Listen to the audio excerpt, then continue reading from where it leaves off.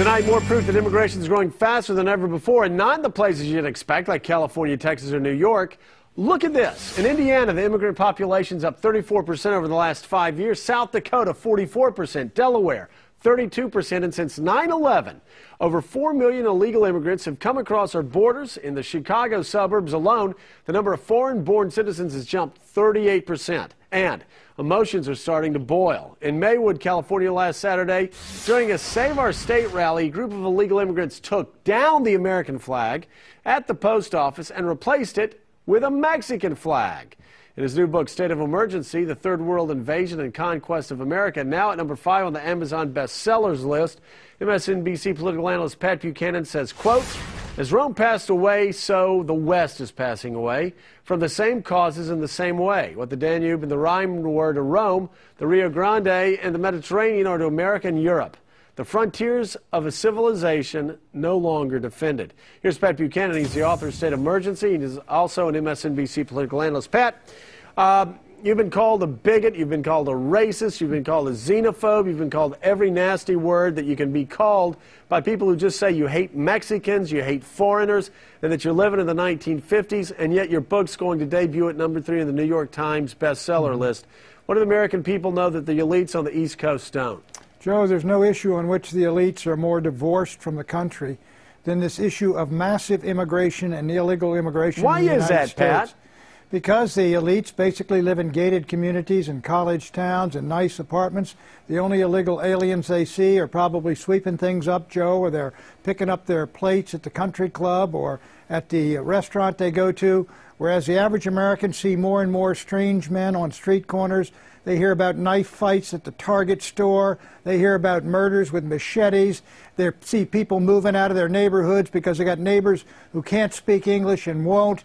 And because there's little incidents like we had in Washington, D.C., when an illegal 17-year-old illegal alien got himself a little publicity, John Lee Malvo, by shooting 13 people. He was the Beltway sniper. But, I mean, Pat, you're not suggesting, though, that Hispanics, Mexicans especially, who come to this country, and other illegal immigrants are going to be John Lee Malvos. I mean, there are a lot of people that work very hard, live by the rules once they get into this country, and contribute to our economy. Well, look, Joe, there's no doubt about that. There's also a fact that they have a far higher rate of crime than Americans, that by 19-to-1, Hispanic folks who come into this country, their kids join gangs. There are also something 1,200 to 1,500 outstanding warrants in Los Angeles County for homicide. 95% of them are illegal aliens. What's that based on? Where are those stats from? Those come from Heather McDonald, who wrote in the City Journal, and she's a scholar for Manhattan Institute. She's written very much on this whole issue. But, Joe, every statistic you can find, every group that studies it will tell you illegal aliens are a far higher percentage of the prison population than they are of the American population. After all, to get in here, they have to break the law. The President of the United States says 1 in every 12 illegal aliens caught has a criminal record. We got 12 million illegal aliens. That means 1 million criminals have come in the last 20 years. So you're saying even the President of the United States, who obviously supports a much more liberal immigration approach than you, is even admitting that we've got 1 million illegal aliens who are criminals right now. But the reason why the President of the United States and the leaders of Congress, leaders of the Republican and Democratic Party, all support a very lax approach to illegal immigration is they all say the same thing. Our economy can't run without illegal immigrants. Are you telling me, Joe, that the United States... You talk to farmers, you talk to people who represent farmers in Washington, they'll say farmers couldn't do the job without illegal immigrants. You talk to people who are building condos across Northwest Florida, they'll tell you the same thing. Joe, look, you're telling this country was built without illegal aliens in it. You're telling me in order to make our economy go, we got to let our laws be violated wholesale. I'm not telling you that, Pat. I'm not telling you that, Pat, but that's what you're hearing from your president. That's what you're hearing from the Speaker of the House. That's what you're hearing from majority leaders. That's what you're hearing from Democrats and Republicans. We got a lot of politicians who are guilty of political cravenness and political cowardice. Dwight Eisenhower found out we had 1 million illegals breaking in. He put together Operation Wetback. He sent a general down to solve the problem. He pushed him out of the country. In the 1960s, I opposed getting rid of the Bracero program. Tomato growers say, we won't get any tomatoes, you get rid of it. They got rid of the program. They mechanized. We got tomatoes the size of watermelons, and the price dropped. This is all a phony argument. We got an invasion of our country, and you're going to lose this country, Joe, if you do not stop this invasion,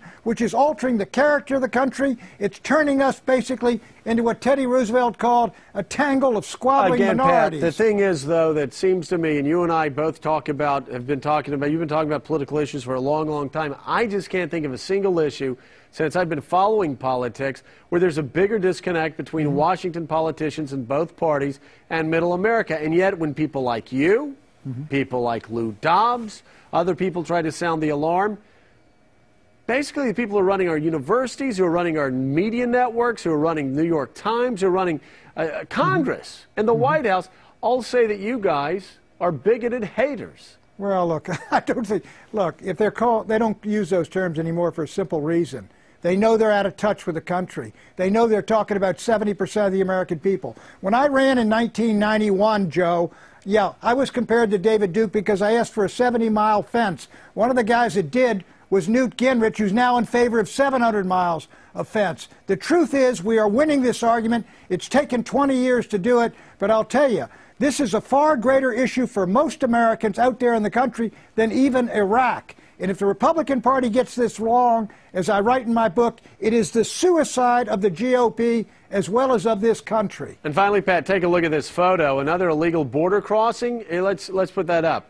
Looks like an illegal border crossing. It's actually a new theme park in Mexico where visitors pay $15 to make a simulated illegal crossing, complete with dangerous geography, gunfire, and guides wearing ski masks. The park's funded in part by the Mexican government and even tells visitors how to trick the migra, which is slang for the Border Patrol. Pat, the Mexican government's not only turning a blind eye to this illegal invasion, they're complicit in it, aren't they? The Mexican government is aiding and abetting the invasion of the United States. Does George Bush know that? George Bush, is living in yesterday on this issue. The Mexican government is now openly talking about La Reconquista, not military, but the demographic, the cultural reconquest of the lost lands of the Southwest that James K. Polk won for this country. Bush's legacy, I predict, not just going to be Iraq, it's going to be he lost the American Southwest for the United States of America. And you say in the next generation there's going to be 100 million Hispanics concentrated in the U.S. Southwest. That's pretty remarkable. Bye-bye American pie. All right. Bye-bye American pie.